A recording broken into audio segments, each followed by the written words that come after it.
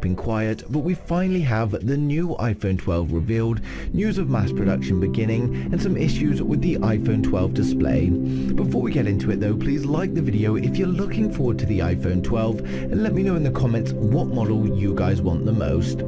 So we'll start with the display information. As most of you will already know, one of the iPhone 12s, the iPhone 12 Max, was having its display manufactured by BOE and LG, while the other iPhone 12s use displays from Samsung. A new report has stated that BOE actually failed to deliver the first shipment of OLED panels for the Apple iPhone 12, and the failure was apparently down to the displays not passing the OLED quality control tests. To make these displays, BOE partnered with General Interface Solutions for the touch panel, so it's not clear who was at fault or what the issue was. Interestingly enough though, it's not only Apple, and reports are suggesting that they failed for multiple vendors.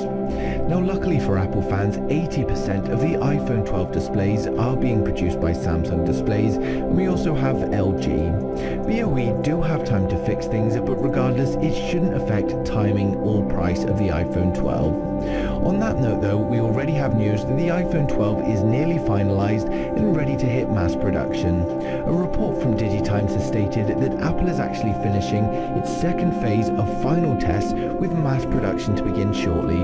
Interestingly enough, this is for all models of the iPhone 12. This doesn't mean that they're all going to be released at the same time, but all of the iPhone 12s are going to be in the same launch event. We had earlier news that issues with the antenna required design changes, but it seems that this hasn't caused too many problems and it's not going to delay the iPhone 12. This is further backed up by Apple filing legal paperwork and registrations for 9 different iPhone models. And to be clear, these are all for the iPhone 12, and yes, I know there are only 4 models of the iPhone 12, but it's to account for slight variations in different regions. Now finally, we've got the new reveal of the iPhone 12s, but it may not be what you expected. The new information comes from Phone Arena, who have provided multiple renders from multiple different angles.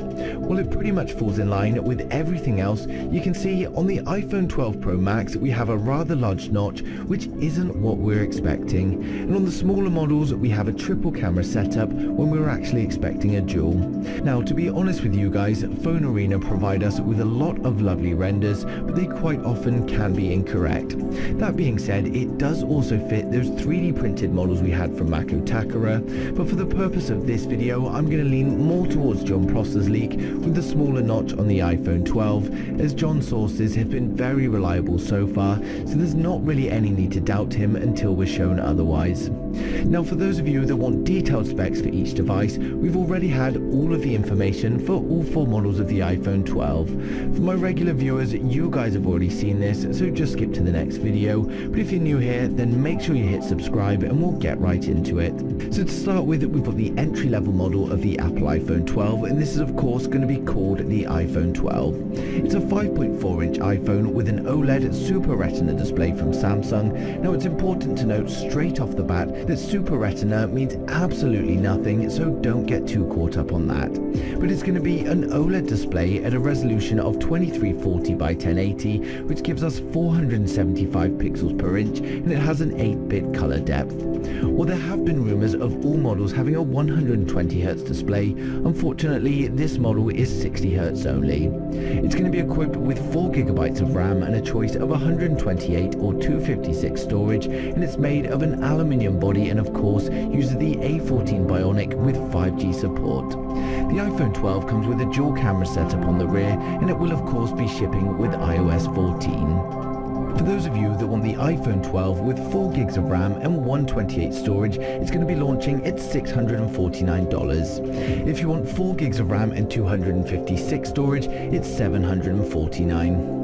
Next up, we've got the iPhone 12 Max. To be clear, this is the Max and not the Pro Max. The iPhone 12 Max has a 6.1-inch OLED display. This is again a Super Retina OLED display, but provided by Chinese manufacturer BOE. It comes with a resolution of 2532 by 1170, and this gives us 460 pixels per inch, and it has an 8-bit color depth. We get 4GB of RAM and a choice of 128 or 256 storage, and of of course, the iPhone 12 Max is powered by the A14 Bionic chip. It's in an aluminium body, it's got 5G connectivity, and we get another dual camera setup on the rear. For those of you that want the 128 gig version of the iPhone 12 Max, it's going to be launching at $749, and if you want the 256 gig version, it rises to $849. Next up, we've got the iPhone 12 Pro. The iPhone 12 Pro has a 6.1-inch display, so it's actually the same size as the iPhone 12 Max, but we've got an improved display and specs. On the iPhone 12 Pro, we've got a 6.1-inch Super Retina display with ProMotion and a 10-bit color depth. The display is manufactured by Samsung and it's got a resolution of 2532 by 1170, which gives us 460 pixels per inch, and it is of course a 120Hz display. The iPhone 12 Pro comes with 6 gigs of RAM and a choice of 128, 256 or even 512 internal storage. It of course ships with Apple's A14 Bionic, and the iPhone 12 Pro is 5G compatible. It comes in a stainless steel body, and on the rear we get a triple camera setup along with a LiDAR sensor for the depth.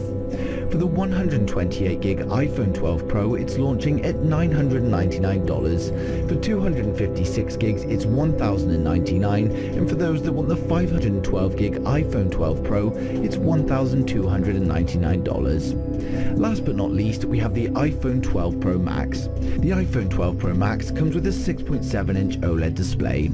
Again, it's a Super Retina with ProMotion, 10-bit color depth, and of course, it is manufactured by Samsung. It's got a resolution of 2778 by 1284, giving us 458 pixels per inch, and again, it's a 120Hz display. It comes with 6 gigs of RAM and a choice of 128, 256 or 512 storage. It's in a stainless steel body, and the iPhone 12 Pro Max is of course powered by the A14 Bionic with 5G support. Just like the iPhone 12 Pro, we get a triple camera setup on the rear along with the additional LiDAR sensor.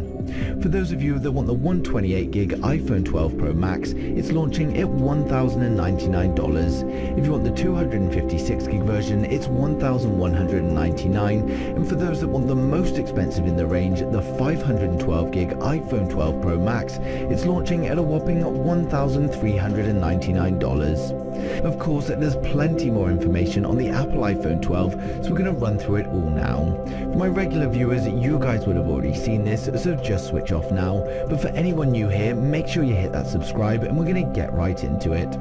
We're expecting to get 4 new iPhone 12s in the range, which is going to be 2 different iPhone 12s, the iPhone 12 Pro and the iPhone 12 Pro Max. We're expecting Apple to increase the display sizes on the most premium models, although those who want a smaller display are still going to have an option. Reliable analyst Ming-Chi Kuo has advised that there's going to be 2 iPhone 12 versions. The smaller iPhone 12 is going to have a 5.4-inch display, and the larger one will have a 6.1-inch. We then get a 6.1-inch display, which is the iPhone 12 Pro, and a 6.7-inch display, which is the iPhone 12 Pro Max. Unlike last year, however, all models are reportedly going to be using an OLED display, and the resolution will differ across the range. The 6.1-inch iPhone 12 will likely have a lower resolution than the 6.1-inch iPhone 12 Pro. And while there are rumors of Apple removing the notch, I really can't see this happening. In typical Apple fashion, we're still expecting a full-screen display with a notch top center. It's too early for in-display camera sensors, and I can't see Apple going for a punch hole. They also need a time-of-flight sensor on the front for their 3D face unlock. And while Apple did ditch the fingerprint scanner on the iPhone 10, there are reports that it's going to be coming back in the form of an in-display fingerprint scanner. There are reports suggesting that Apple are also going to be increasing their refresh rates on the latest displays. While most phones have stuck to 60Hz displays, it's been changing recently, and Apple are also going to be joining this trend. At this stage, we don't know if they're going to be using 90Hz, 120Hz, or even a mixture of the two across the range. When it comes to the rear of the device, we're expecting a similar camera setup to last year, but the more premium model will have more cameras. Ming-Chi Kuo has again advised that both the iPhone 12 Pro and the iPhone 12 Pro Max are going to be adding time-of-flight cameras to the rear. For those unaware, time-of-flight cameras are 3D depth cameras, and they're what Apple uses on the front for the 3D face unlock. The time-of-flight sensors on the rear, however, use slightly different technology that allow it to map 3D objects from further away. This significantly improves augmented reality applications and allows for more improved portrait-style photo and video effects. We're likely going to see slight upgrades on the other cameras of the iPhone 12s, but given the great performance in its predecessor, they won't be changing things too much. Reports are suggesting that the two more budget models are going to have a dual camera setup, while the iPhone 12 Pro and the iPhone 12 Pro Max are going to have a quad camera setup with the inclusion of the 3D depth camera. The iPhone 12 is of course going to be powered by the new A14 Bionic processor. This is actually manufactured using 5nm lithography, which will bring significant improvements, and there's a good chance that it will be the first 5nm chipset to hit the market. When it comes to RAM, the iPhone 12 Pro Max is expected to come with 6GB of RAM, while the standard iPhone 12 will only have 4. This is something that I think Apple actually do well compared to Android manufacturers, where they throw in unnecessarily large amount of memories, causing the consumer to pay for memory that they don't even need. When it comes to storage, you're expecting a choice of 64, 256 or 512GB of internal storage. For the first time ever, consumers felt Apple did a great job in prioritizing the battery life on the predecessor, so hopefully that's something that's going to continue with the iPhone 12. While graphene batteries are still out of the question, we can expect a 5.4-inch iPhone 12 to be around 2,800 mAh. The 6.1-inch is probably going to be around 3,150, and the 6.7-inch should contain around a 4,300 mAh battery. One thing that is a little unknown at the moment is of course 5G connectivity. Apple are very bad when it comes to 5G thanks to earlier issues with Qualcomm, so we're unsure at this stage if that's something we will see in the iPhone 12. It's rumored that the iPhone 12 is going to have 5G connectivity, but there aren't actually any leaks or reports to back that up. The iPhone 12 is going to be IP68 water resistant, and it's of course going to ship with iOS 14. Now when it comes to the price, people wanted lower prices, and that's exactly what we're getting. Apple surprised us last time, they surprised us again with the iPhone SE, and now the iPhone 12 is going to be the same. We'll be getting the base 5.4-inch iPhone 12 starting at $649, the iPhone 12 6.1-inch at $749, the iPhone 12 Pro 6.1-inch at $999, and finally the iPhone 12 Pro Max 6.7-inch phone at $1,099. Some very reasonable prices from Apple, who have clearly been focusing on keeping the costs down. Of course, it's not all about specs, and we're likely going to see some new software features or improvements to the current features in iOS 14. The iPhone 12 is set to launch in September as always, and it's always around the second week they release, so we can expect to see the iPhone 12 range on either the 8th or the 15th of September, and the iPhone 12 will be released about 10 days afterwards. Of course, being so far away, these are leaks and rumours, but as more information comes to light, I'll be sharing with you guys straight away. As always though, I'd like to know your thoughts in the comments. Who out there is waiting for the Apple iPhone 12, and what do you think of these new renders? But thanks for watching the video. If you liked it, smash a thumbs up. If you didn't, hit the thumbs down twice, and